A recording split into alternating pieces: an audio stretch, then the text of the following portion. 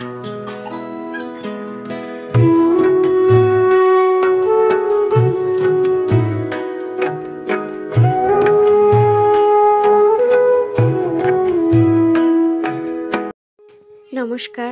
আরজিটিআর ডায়েরির নতুন দিনের একটা ভিডিওতে আপনাদের স্বাগত জানাই।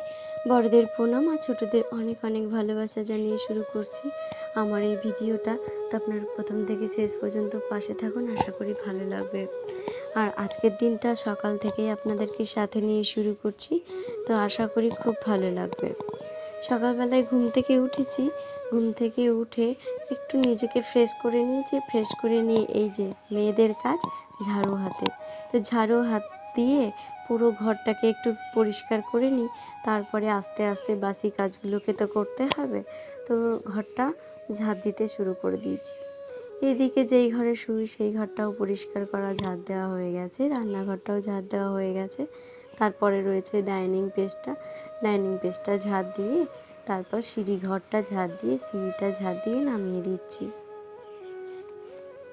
একদিন যদি না ঝাড় দিই তো দেখে মনে হয় না যে কত নোংরা নোংরা। তো একটা জিনিস এখন একটু খুব ভালো, কারণ শরৎকাল তো পড়েই যাচ্ছে, বর্ষার মরশুমও চলেছে, কিন্তু ওই ধুলোটা কম উঠছে। গ্রীষ্মকালে যে পরিমাণে ধুলো থাকে, তো মা যে কাকিমাদেরকে যেটা দেখেছি যে দুয়ার ঘরে জল দিতে, তো আমাদের গ্রামে বাড়ি, তো বাবার বাড়ি গ্রামে, তো উঠোনে হচ্ছে একটুখানি ছড়া দিত, ছড়া মারলে দিত।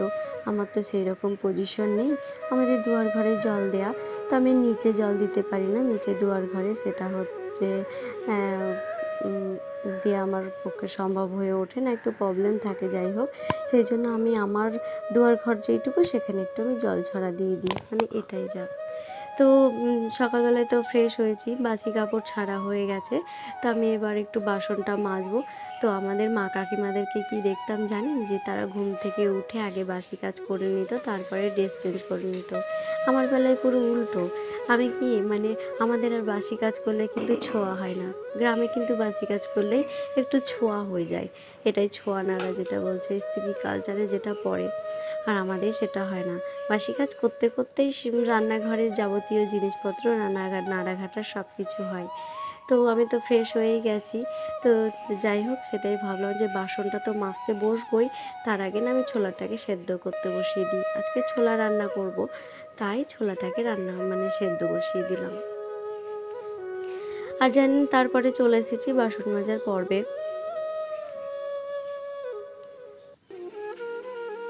তো বেশ অনেক বাসন হয়েছে। প্রথমে যখন বাসনগুলো নামাই দুই একটা, তো মনে হয় যে কি বেশি বাসন হবে না। তারপরে টুকটাক টুকটাক করতে করতে সকালবেলায় যখন নামিয়ে ফেলি তখন বেশ বাসন হয়ে যায়।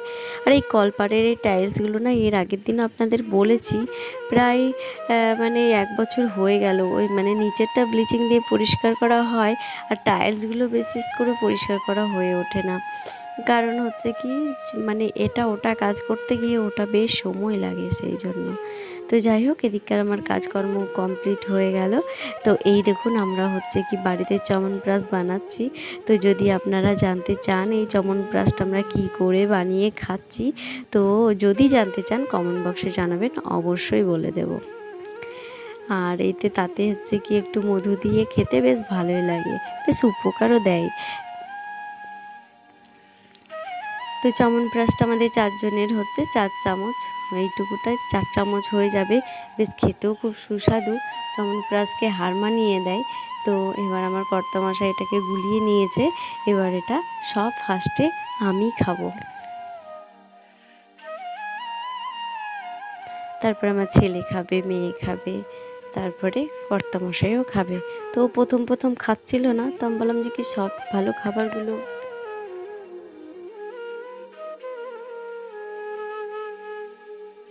কি আমরাই খাবো, তুমি কি কিছু খাবে না? তো যাই হোক, ওইদিকে হয়ে গেছে। আর এদিকে ছেলে মেয়ে দুজনেই ঘুম থেকে উঠেছে। মেয়ে তো এখন নিজে নিজেই ব্রাশ করতে পারে, ছেলেকে ব্রাশ করিয়ে দিতে হয়। তো কখনো ওর বাবা করিয়ে দেয়, কখনো আমি করিয়ে দিই, যে যখন সময় পায়। কিন্তু ও যখন একটু সকালবেলায় থাকে তখন এই তো ছেলেকে একটু ব্রাশ করানো, ওদেরকে একটু গরম জল দেওয়া, এইসবগুলো করতে থাকে।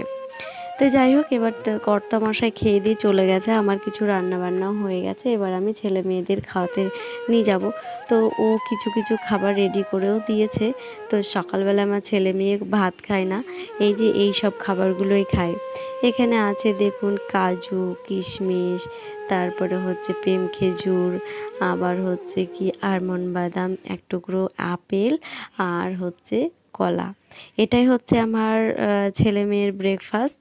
তো এটাই ওরা খাবে। তো চলুন ওদেরকে এটা খাওয়াতে শুরু করি। ফল যে সবসময় ওদেরকে আপেল আর কলা দেওয়া হয় সেটা না, কলা হয়তো কন্টিনিউটা থাকে, কিন্তু ফলের মধ্যে দেখতে গেলে যখন যেই ফলটা ঘরে থাকে সিজনিয়াল ফল, তখন সেই ফলটাই ওদেরকে দেওয়া হয়।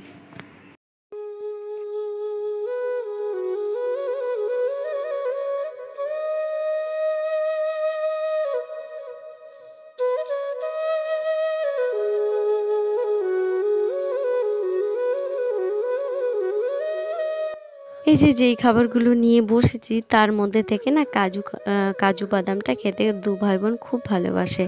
মানে ওদেরকে 4টে 5টা করে কাজু দেওয়া হয়, তো বলবে আরও দাও। তো প্রত্যেকদিন তো ওভারঅল বেশি দেওয়াটাও বেশি ভালো হবে না, সেই জন্য প্রয়োজন মতো একটু দিতে হয়। সেই জন্য প্রয়োজন মতোই দিই। তো বলি যে কি আজকে এইটুকু খাও, কালকে আবার খাবে, প্রত্যেকদিন একটু একটু করে খেতে হয়, এইসব বলে বোঝানোর পালা থাকে।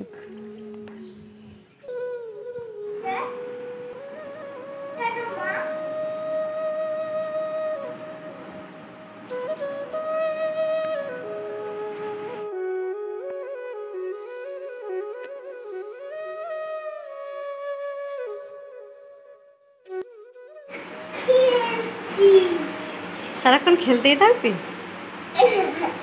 হ্যাঁ, ইচ্ছে করছে খেলতে। দেখি পুতুলগুলো, দেখি একবার, দেখি পুতুল। সাজিয়েছিস পুতুলকে?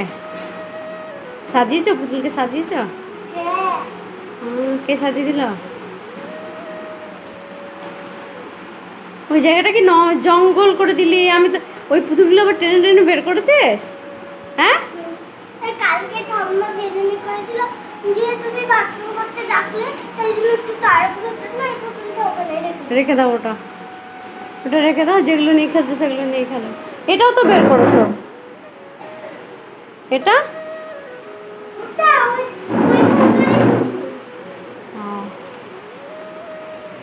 ওই পুতুলটাকে, এইগুলোকে, এগুলো করে সাজিয়ে রাখলে তো বেশি ভালো লাগবে না? হ্যাঁ, আরও তো অত পুতুল খেলনা সব কিছু আছে, আর ওইগুলোকে তুমি নিয়ে আসতো টেনে টেনে, ওখানকারগুলোকে ভাই সব আবার ভেঙে দেবে, তখন বুঝবে ঠেলে, তখন ভ্যা ভ্যা করে কাঁদবা, আমাকে বলবা না কিন্তু। ওই তো এই চাবি।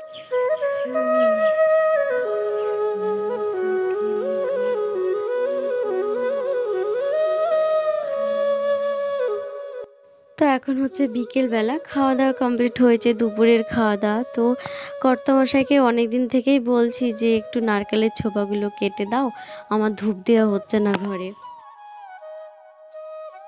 তো কথাই শুনছে না, এগুলো কাটতে গেলে না বারবার স্লিপ কেটে যায় আর খুব কষ্ট হয়।